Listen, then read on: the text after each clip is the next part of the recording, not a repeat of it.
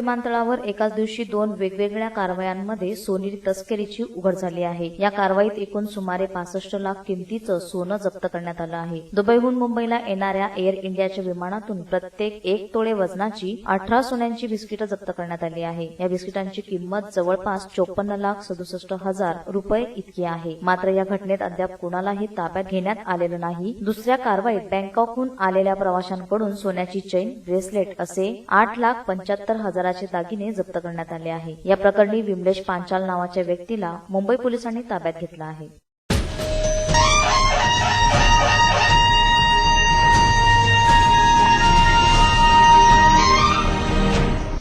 मुंबईतल्या परळ परिसरात असलेल्या टाटा मेमोरियल हॉस्पिटलच्या तळमजल्यावर भीषण आग लागली। काल संध्याकाळपर्यंत मोठ्या प्रमाणात आग विझवण्याचं काम सुरू होतं। आग विझवण्यासाठी अग्निशामक दलाच्या 4 गाड्या घटनास्थळी दाखल करण्यात आल्या होत्या। 4 वॉटर टँकरही घटनास्थळी पोहोचवण्यात आले होते।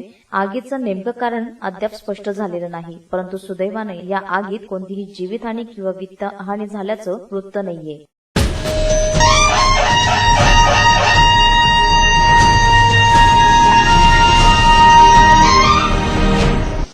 धार कल्याण येथे पॅन्थर सेनेची महत्वाची बैठक घेण्यात आली। यावेळी राहुल खरात यांची पॅन्थर सेना जालना जिल्हा संपर्क प्रमुखपदी जिल्हा प्रमुख सुरेश खरात यांच्या हस्ते नियुक्तीपत्र देऊन निवड करण्यात आली। तसेच उपस्थित असलेल्या कार्यकर्त्यांना जिल्हा प्रमुख सुरेश खरात यांनी मार्गदर्शन केले। यावेळी खरात यांनी पॅन्थर सेना सामाजिक संघटना असून गेल्या 4-5 वर्षापासून संघटना प्रमुख सतीश पट्टेकर, महाराष्ट्र प्रमुख दीपक केदार यांनी पॅन्थर सेनेच्या माध्यमातून दलित समाजावर होत असलेल्या अन्याय अत्याचाराविरुद्ध आक्रमकपणे लढत आहे असे सांगितले। आज आपल्या बहुजन समाजात नेतृत्व करण्यासाठी कोणी तयार नाही। ज्यांच्या हातात समाजाचं नेतृत्व समाजाने दिलं होतं त्यांनी भौतिक सुखापोटी समाजाला पार अंधारात नेऊन ठेवलं आहे असं मतही त्यांनी यावेळी व्यक्त केलं। यावेळी कार्याध्यक्ष राहुल खरात, जालना तालुका प्रमुख बाबासाहेब लहाने, तालुका संघटक समाधान अचलखाम, तालुका सचिव पवन गाडेकर, बदनापूर तालुका कार्याध्यक्ष रवी शेंडगे, जालना शहर प्रमुख बाबासाहेब गोंडगे, भाऊसाहेब पट्टेकर, प्रेम अल्हाट, विकास काळे, गरबडे इत्यादी कार्यकर्ते उपस्थित होते।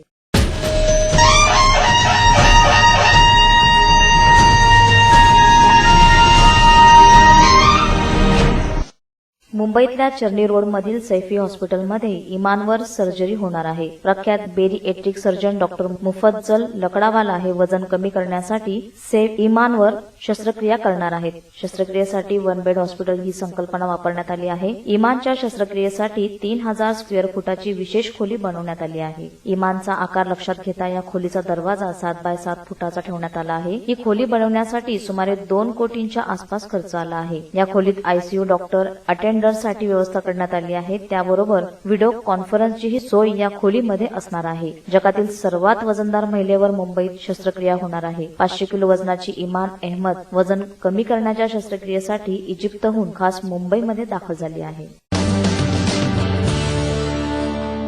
हेलो फ्रेंड्स, मैं हूं आपका दोस्त पीयूष और मैं हूं जसमीत। अरे भाई कैसे हैं आप सब लोग?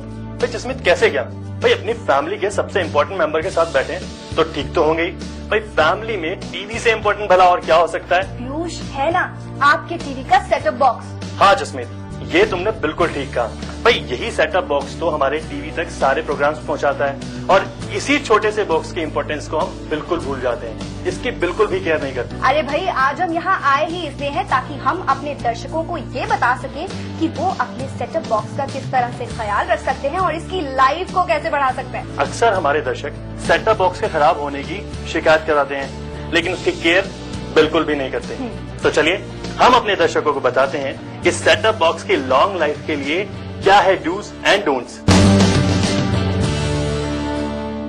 तो सबसे पहले बात करते हैं पावर अडेप्टर की। तो अपने सेटअप बॉक्स का पावर अडेप्टर किसी भी ग्रे मार्केट से मत खरीदिए, क्योंकि बाहर से खरीदा हुआ पावर अडेप्टर जो है उसकी वोल्टेज, उसकी करंट रेटिंग ओरिजिनल अडेप्टर से मैच नहीं करती, जिसकी वजह से आपका सेटअप बॉक्स डैमेज हो सकता है। और हाँ, अगर आपके सेटअप बॉक्स का अडेप्टर खराब हो भी जाता है तो उसकी जानकारी तुरंत लोकल केबल ऑपरेटर को दें और उसी से ही वो अडेप्टर चेंज कराएं। प्लीज लोकल मार्केट से बिल्कुल मत खरीदिएगा।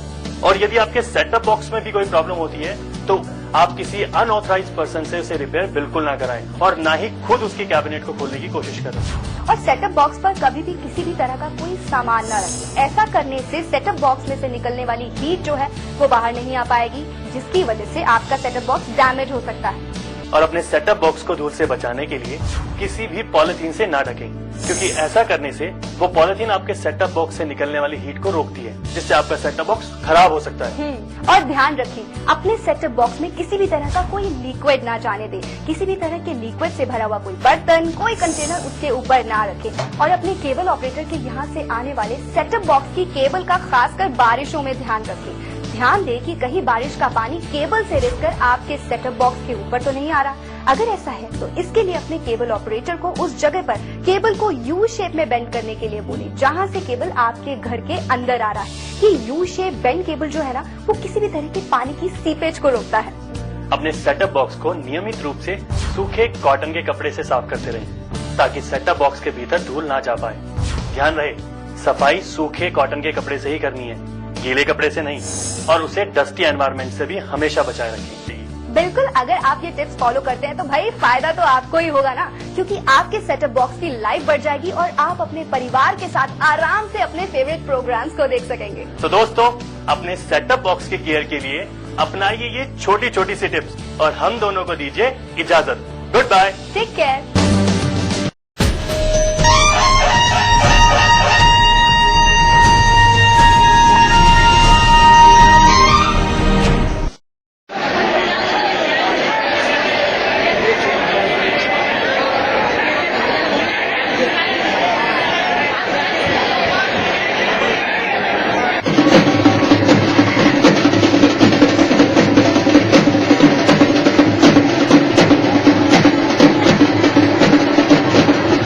महाराष्ट्राचे कुलदैवत असणाऱ्या जेजुरीच्या खंडेरायांच्या वर्षकाठी अनेक यात्रा होत असतात। यातील एक महत्वाची यात्रा म्हणजे माघ पौर्णिमा किंवा शिखरी काठ्यांची यात्रा। या निमित्ताने महाराष्ट्र तसेच देशाच्या कानाकोपऱ्यातून भाविक भक्त जेजुरीला येत असतात। हलगी ताशांच्या गजरात मिरवणुकीने अनेक शिखरी काठ्या देवांची भेट घेण्यासाठी गडावर जातात। संगमनेर येथील होलम, सुप्याची खैरे, स्थानिक होळकर आणि इतर ठिकाणाहून 50 पेक्षा जास्त प्रासादिक शिखरी काठ्या जेजुरी येथे आल्या आहेत। कोकणातील कोळी बांधवांचा खूप मोठा सण म्हणून याकडे पाहिले जाते। कोळी बांधव मोठ्या आनंदाने यात सामील होत असतात। या 2 दिवसात अनेक पालख्या देवाच्या भेट घेऊन जातात। माही पौर्णिमेची यात्रा मोठ्या उत्साहात यावेळी संपन्न झाली। जेजुरीतील पोलीस आणि प्रशासनाने यावेळी चोख बंदोबस्त ठेवला होता।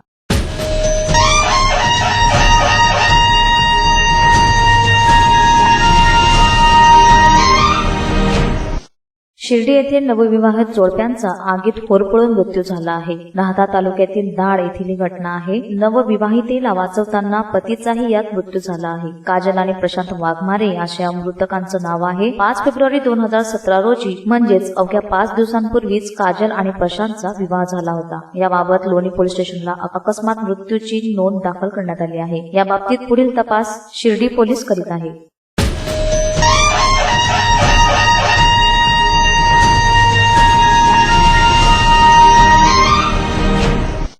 मावळमधील पाचाने गावात पायबा महाराजांच्या उत्सवानिमित्त उरुसाला पेढ्यांच्या प्रसादामधून गावकऱ्यांना विषबाधा झाली आहे। रात्री 9:30च्या सुमारास प्रसाद खाल्ल्यानंतर अनेकांना उलटी आणि जुलाबाचा त्रास होऊ लागला। तत्काळ अनेकांना मदत करत गावकऱ्यांनी उपचारासाठी रुग्णालयात दाखल केलं। घटनेची माहिती मिळताच 108च्या जवळपास 12 अँब्युलन्सच्या माध्यमातून 250हून अधिक रुग्णांना वेगवेगळ्या 8 ते 9 रुग्णालयात उपचारासाठी दाखल करण्यात आलं। परिस्थितीचे गांभीर्य लक्षात घेता एका डॉक्टराची टीम पाचाने गावात दाखल झाली। रुग्णांवर तत्काळ उपचार करून त्यांना पुढे रुग्णालयात दाखल करण्यात आले। याबाबत तळेगाव पोलिसांनी गुन्हा दाखल केला आहे। पाचाडमध्ये उरसाला गेलो होतो, तिथं पेढ्याचा प्रसाद खाल्ला। त्यानंतर एक जुलाब आणि चक्कर येणं चालू झालं, त्यामुळे तिथं पवना हॉस्पिटलमध्ये ऍडमिट झालं। काल आमच्या गावचा उत्सव होता, पायाबा देवाची यात्रा होती। तर तिथं मंदिरात आम्ही दर्शनासाठी सगळे गेलेलो। तिथं पेढ्यांचे प्रसाद वाटलेले मुलांनी सगळे ते खाल्ले आणि घरी येऊन अर्ध्या तासातच उलट्या आणि जुलाबाचा त्रास चालू झाला। नंतर मग आम्ही हॉस्पिटलमध्ये ऍडमिट करून घेतलं।